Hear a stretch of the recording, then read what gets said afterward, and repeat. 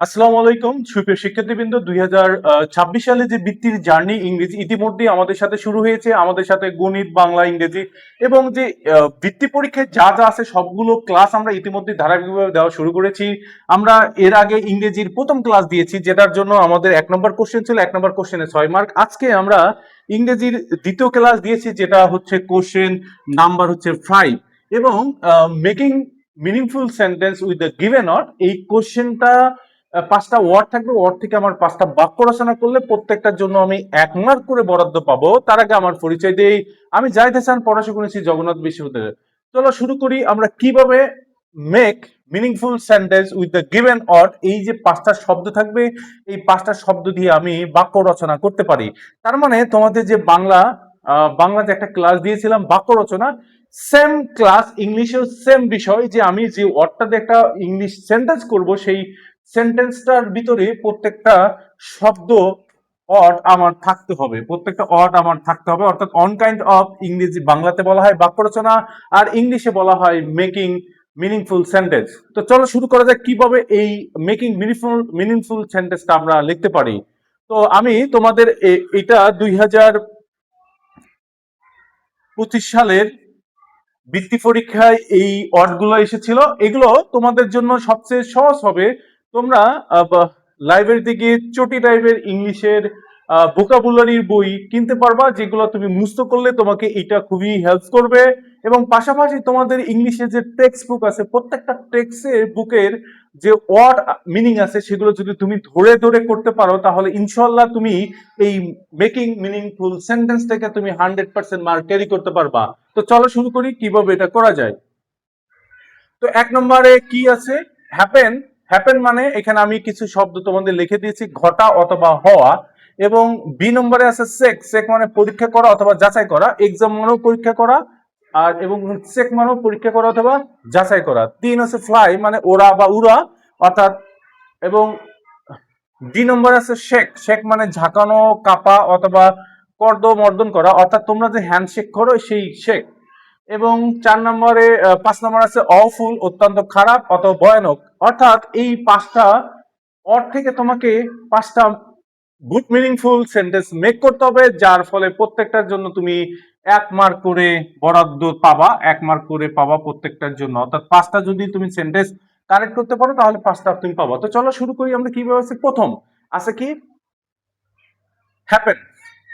এখন এই হ্যাপেন দিয়ে এইভাবে তুমি কি লিখবা?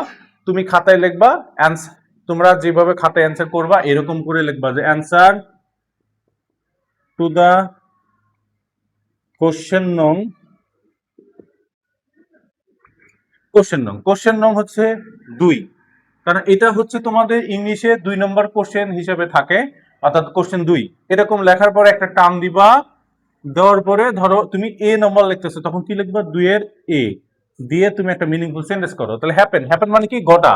তার মানে দেখো যে এক্সিডেন্ট যে কোনো সময় ঘটতে পারে, এক্সিডেন্ট যে কোনো সময় ঘটতে পারে। তাহলে আমরা লিখতে পারি কি?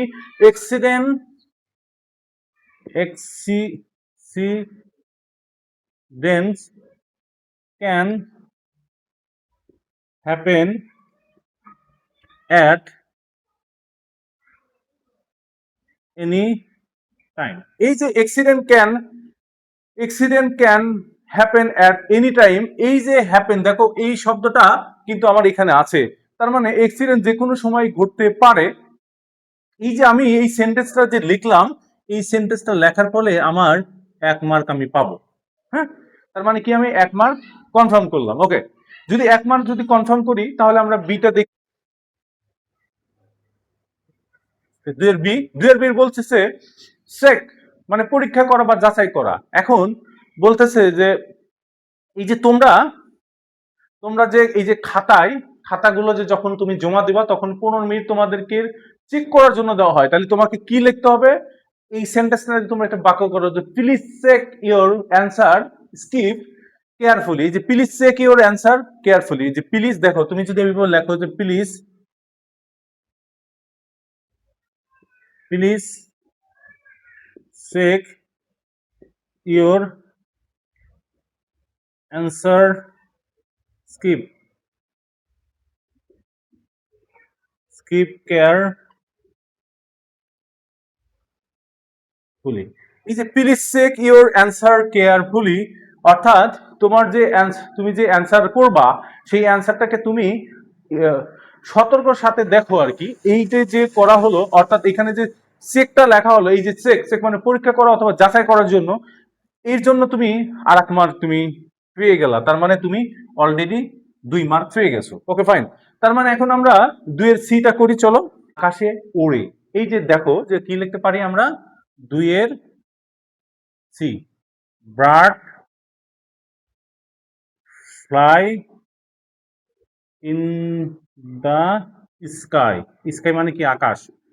পাখি আকাশে ওড়ে, এই যে ফ্লাই, এই যে ফ্লাই, এই ফ্লাই আমি লিখলাম, এই সেন্টেন্সটা কিন্তু আমি এখানে দিলাম। তার মানে আমি এখান থেকে আর একটা নাম্বার ক্যারি করলাম। তার মানে আমি অলরেডি শেষ করছি কোনটা, এটা শেষ করলাম, এটা শেষ করলাম, এটা শেষ করলাম। বন্ধুরা তোমরা কিন্তু কষ্ট করে এই খাতা এগুলো নোট। তো আমাদের 2 এর ডিতে কি লেখা আছে, শেখ। শেখ মানে কি, করমর্দন করা। আমরা করমর্দন দিয়ে একটা বাক্য রচনা করি। তোমরা ম্যাক্সিমাম টাইম কিন্তু তোমাদের বন্ধুদেরকে হ্যান্ড শেক করো, তাহলে আমরা কি লিখতে পারি, shake hand with your friends. Shake hand with your friend, এই যে শেক হ্যান্ড উইথ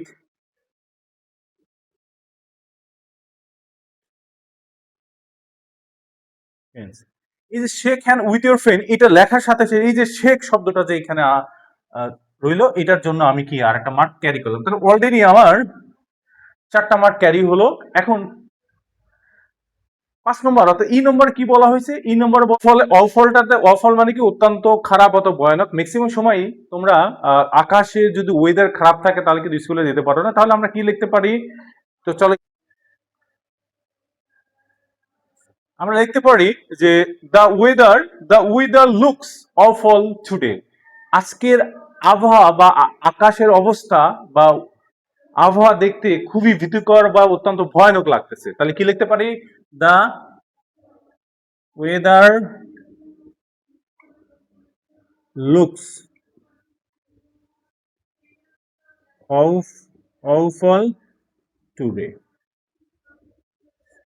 এই যে অফল, অফল মানে ভয়ানক, তার মানে কি যে আকাশ, ওই আজকের আবহাওয়াটা দেখতে কি লাগতেছে, ভয়ানক বা ভয়ানক লাগতেছে বা অত্যন্ত খারাপ লাগতেছে।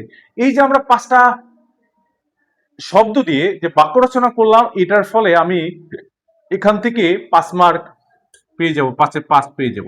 তার মানে 5-এ 5 যদি তুমি পাও, 1 নম্বর যে কোশ্চেন আছে সেখান থেকে, যে মেকিং সেন্টেন্স থেকে তোমাদের নিয়ম দেখেছি, এটা থেকে তোমাদের দেখালাম। তাহলে এর ফলে হবে কি, আমি ওইখানে 6 এখানে 5, অলরেডি কিন্তু আমরা যে বৃত্তির যে জার্নির 100-তে 100-র ভিতরে 111 মার্ক আমরা কমপ্লিট করেছি। তার মানে আর বাকি থাকে 89 মার্ক। তাহলে আমরা সিকোয়েন্স অনুযায়ী এই যে 89 মার্ক আমরা ইনশাল্লাহ কমপ্লিট করব। এর জন্য তোমাদের যা করতে হবে, ধৈর্য ধরে লার্ন উইথ জাহিদ, এবং যারা ইউটিউব চ্যানেল থেকে জাহিদ একাডেমির সাথে থাকতে হবে, এবং যারা এখনো নতুন বন্ধু আছো, যারা ফলো করোনি চ্যানেলটাকে ফলো করো, এবং যারা ইউটিউবে তারা সাবস্ক্রাইব করো, এবং এই ভিডিওগুলো বেশি বেশি করে শেয়ার করো তোমাদের বন্ধুদের সাথে, এবং তুমি টাইম লাইন রেখে দাও যেন নেক্সট টাইম তুমি দেখতে পারো। এবং সম্মানিত অভিভাবকবৃন্দরা, আপনার সন্তানদেরকে সুশিক্ষায় শিক্ষিত করুন, সেই আশায় আজকের মতন আমরা শেষ করছি। আসসালামু আলাইকুম।